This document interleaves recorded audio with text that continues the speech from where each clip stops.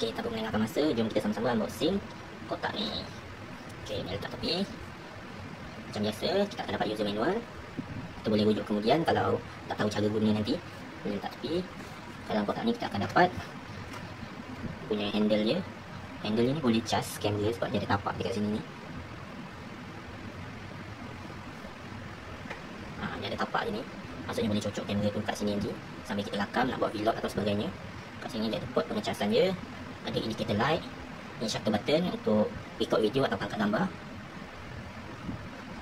Kat sini ada frame mount 1 dan frame mount 2 yang biasa kita akan guna untuk letak pada helmet motosikal atau basikal dan pada mana-mana tempat yang sesuai lah nanti.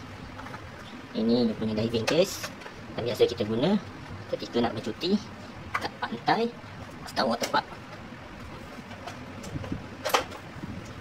Kualiti diving case dia agak tinggi, besi tebal dan dia ada getah seal untuk elakkan air masuk.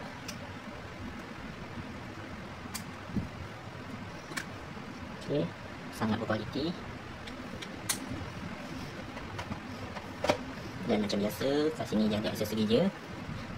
Kotak ni ada tapak-tapak untuk letak pada helmet. Kebiasaannya, wire charging dan kain lap lens dia rasanya. Letak tepi.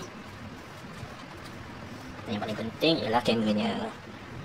Inilah kamera yang kita akan lihat kualiti rakamannya pada video akan datang.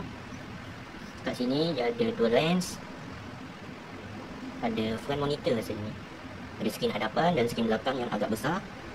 Dan kalau tak silap saya, ikut apa yang ditulis pada belakang kotak tu, kamera ini ada internal battery dia sendiri dan bawah ni external battery dia.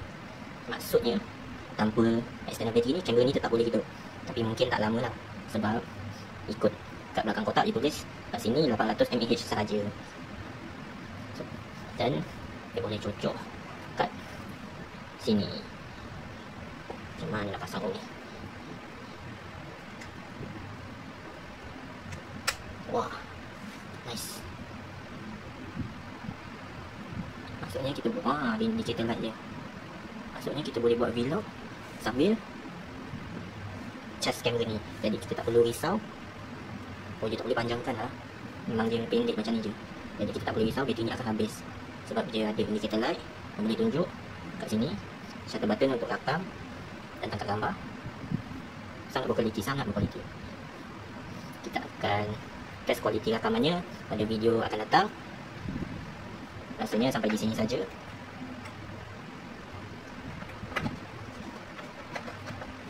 Video unboxing kita. Part 2 nanti kita akan tunjukkan kualiti rakaman kamera ini waktu siang dan waktu malam. Okey, rasanya itu saja. Sekian, terima kasih dan tunggu video seterusnya. Jangan lupa hidupkan lonceng untuk dapatkan notifikasi video akan datang. Sekian, terima kasih. Assalamualaikum.